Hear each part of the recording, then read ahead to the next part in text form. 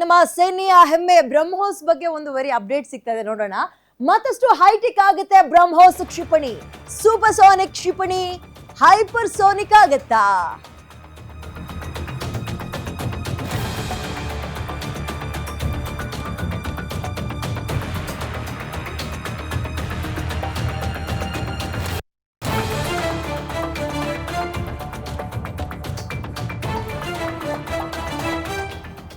ಸದ್ಯ ಸೂಪರ್ಸೋನಿಕ್ ಆಗಿರೋ ಕ್ಷಿಪಣಿ ಬ್ರಹ್ಮೋಸ್ ಕ್ಷಿಪಣಿ ಹೈಪರ್ಸೋನಿಕ್ ಆಗುತ್ತಾ ಅಂತ ಕುತೂಹಲ ಇದೆ. ಬ್ರಹ್ಮೋಸ್ ಕ್ಷಿಪಣಿಯ ಸುಧಾರಿತ ಆವೃತ್ತಿಗಾಗಿ ಸಿದ್ಧತೆಗಳಾಗ್ತಾ ಇದೆ. ಸುಧಾರಿತ ಆವೃತ್ತಿ ಅಂದ್ರೆ ಅಪ್ಡೇಟ್ ಮಾಡೋಕೆ. ಈಗ ಫೋನ್ಗಳಲ್ಲಿ ನಾವು 13, 14 ಪ್ರೋ ಮ್ಯಾಕ್ಸ್ ಅಂತೆಲ್ಲ ನೋಡ್ತೀವಲ್ಲ, ಆ ರೀತಿಯಾಗಿ ಅಪ್ಡೇಟ್ ಮಾಡೋಕೆ ತಯಾರಿಗಳಾಗ್ತಾ ಇದೆ. ಶೀಘ್ರದಲ್ಲೇ ಭಾರತ ರಷ್ಯಾ ದೇಶಗಳಿಂದ ಜಂಟಿ ಅಭಿವೃದ್ಧಿ ಆಗುತ್ತೆ. ಇಬ್ರು ಸೇರಿ ಒಂದು ಅಪ್ಡೇಟ್ ಮಾಡೋಕೆ ಮುಂದಾಗ್ತಾರೆ ಅನ್ನುವಂತಹ ಸುದ್ದಿ ಇದೆ.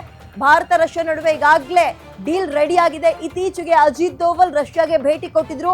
ಅದು ಇದೇ ಕಾರಣಕ್ಕೆ ಇರಬಹುದಾ ಅನ್ನುವ ಪ್ರಶ್ನೆ ಕೂಡ ಇದೆ. ಆಪರೇಷನ್ ಸಿಂಧೂರ್ ಬಳಿಕ ರಷ್ಯಾಗೆ ಹೋಗಿದ್ರು ಅಜಿತ್ ದೋವಲ್. ಆಪರೇಷನ್ ಸಿಂಧೂರ್ ವೇಳೆ ಬ್ರಹ್ಮೋಸ್ ಕಾರ್ಯಕ್ಷಮತೆ ಸಾಬೀತಾಗಿತ್ತು. ಇದೀಗ ಈ ಕ್ಷಿಪಣಿಯನ್ನ ಮತ್ತಷ್ಟು ಉನ್ನತೀಕರಿಸೋಕೆ ತೀರ್ಮಾನ ತಗೊಂಡಿದ್ದಾರೆ. ಬ್ರಹ್ಮೋಸ್ ಕ್ಷಿಪಣಿಯ ವ್ಯಾಪ್ತಿ ಸದ್ಯ 8 ಕಿಲೋಮೀಟರ್ಗೆ ಏರಿಕೆಯಾಗೋ ಸಾಧ್ಯತೆ ಇದೆ. ಮೋರ್ ಡೀಟೇಲ್ಸ್ ನನ್ನ ಕಲಿಗ್ ದಿಲೀಪ್ ಕೊಡ್ತಾರೆ ಇದಕ್ಕೆ ಸಂಬಂಧಪಟ್ಟಂತೆ. ಬ್ರಹ್ಮೋಸ್ ಬಗ್ಗೆ ದಿಲೀಪ್, ಈಗ ಆಲ್ರೆಡಿ ನಮಗೆ ಬಹಳ ಹೆಮ್ಮೆ ಇತ್ತು. ಪಾಕಿಗೂ ಅಂದ್ರೆ ಈಗ ಎಲ್ಲರೂ ಕೂಡ ಒಂಥರ ನಡುಗ್ತಾ ಇದ್ರು ಬ್ರಹ್ಮೋಸ್ ಬಗ್ಗೆ. ಈಗ ಅದರ ಅಪ್ಡೇಟೆಡ್ ವರ್ಷನ್ ಬರುತ್ತೆ ಅಂದ್ರೆ ಯಾವ ರೀತಿಯ ನಿರೀಕ್ಷೆಗಳನ್ನ ಇಟ್ಕೋಬಹುದು ನಾವು? ಒಂದು ವಿದ್ಯೆ ಏನಂದ್ರೆ, ಒಂದು ಆಪರೇಷನ್ ಸಿಂಧೂರ್ ಬಳಿಕ ಭಾರತದ ರಕ್ಷಣಾ ಸಲಹೆಗಾರರಂತ ಅಜಿತ್ ದೋವಲ್ ಅವರು ರಷ್ಯಾಗೆ ಭೇಟಿ ನೀಡಿದ್ರು. ಈ ವೇಳೆ ಬ್ರಹ್ಮೋಸ್ ಬಗ್ಗೆ ಮಾತುಕತೆ ನಡೆಯುತ್ತೆ ಅಂತ ಸಾಕಷ್ಟು ಒಂದು ಮಾಹಿತಿಗಳು ಸಿಕ್ಕಿದ್ವು. ಇದೀಗ ಆ ಮಾಹಿತಿಗಳು ಖಚಿತ ಅನ್ನೋ ರೀತಿಯಾದಂಥ ಇನ್ನಷ್ಟು ಹೆಚ್ಚಿನ ಮಾಹಿತಿಗಳು ಸಿಗ್ತಾ ಇದೆ. ಏನಂದರೆ, ಎರಡು ವಿಚಾರ ಇಲ್ಲಿ ಪ್ರಮುಖವಾಗಿ. ಒಂದು, ಬ್ರಹ್ಮೋಸು ಈಗಾಗಲೇ ನಮಗೆಲ್ಲರಿಗೂ ಗೊತ್ತಿರೋಂಗೆ ಸೂಪರ್ಸಾನಿಕ್ ಕ್ಷಿಪಣಿ, ಅಂದರೆ ಅದು ಶಬ್ದಕ್ಕಿಂತ 4 ಪಟ್ಟು ವೇಗವಾಗಿ ಸಾಗುವಂಥ ಕ್ಷಿಪಣಿ. ಅದನ್ನು ಹೈಪರ್ಸಾನಿಕ್ ಮಾಡ್ತಾರೆ, ಅಂದರೆ ಶಬ್ದಕ್ಕಿಂತ 8 ಪಟ್ಟು ವೇಗವಾಗಿ ಚಲಿಸುವಂಥ ಕ್ಷಿಪಣಿ ಮಾಡ್ತಾರೆ.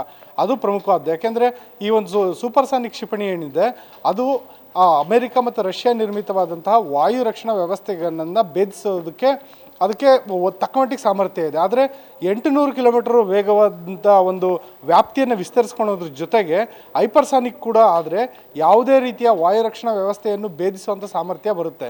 ಒಂದು 400 ಕಿಲೋಮೀಟರ್ ವ್ಯಾಪ್ತಿ ಇರೋದು 800 ಕಿಲೋಮೀಟರ್ಗೆ ವ್ಯಾಪ್ತಿ ವಿಸ್ತಾರ ಆದರೆ ಭಾರತ ಚೀನಾ ದೇಶದ ಆಯಕಟ್ಟಿನ ಸ್ಥಳಗಳ ಮೇಲೂ ದಾಳಿ ನಡೆಸುವಂಥ ಸಾಮರ್ಥ್ಯವನ್ನು ವೃದ್ಧಿಸ್ಕೊಳುತ್ತೆ. ಯಾಕೆಂದರೆ ಈಗಾಗಲೇ 400 ಕಿಲೋಮೀಟರ್ ವ್ಯಾಪ್ತಿ ಏನಿದೆ ಅದು ಪಾಕಿಸ್ತಾನದ ಯಾವುದೇ ನಗರಗಳ ಮೇಲೆ ಭಾರತ ದಾಳಿ ಮಾಡಬಲ್ಲದು.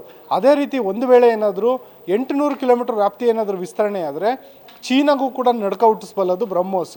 ಈ ಹಿನ್ನೆಲೆಯಲ್ಲಿ ಈ ಒಂದು ಬ್ರಹ್ಮೋಸ್ನ ರಷ್ಯಾ ಮತ್ತು ಭಾರತ ಜಂಟಿಯಾಗಿ ಒಂದು ಅಭಿವೃದ್ಧಿ ಪಡಿಸಿದ್ರೆ ಮುಂದಿನ ದಿನಗಳಲ್ಲಿ ಭಾರತಕ್ಕೆ ಇನ್ನಷ್ಟು ಬಲ ಸಿಗುತ್ತೆ. ಜೊತೆಗೆ ಈಗಾಗಲೇ ಎಲ್ಲರಿಗೂ ಗೊತ್ತಿರೋಂಗೆ ಬ್ರಹ್ಮೋಸ್ ಕ್ಷಿಪಣಿಯನ್ನು ಹಲವಾರು ರಾಷ್ಟ್ರಗಳು ಖರೀದಿ ಮಾಡ್ತಾ ಇದ್ದಾವೆ.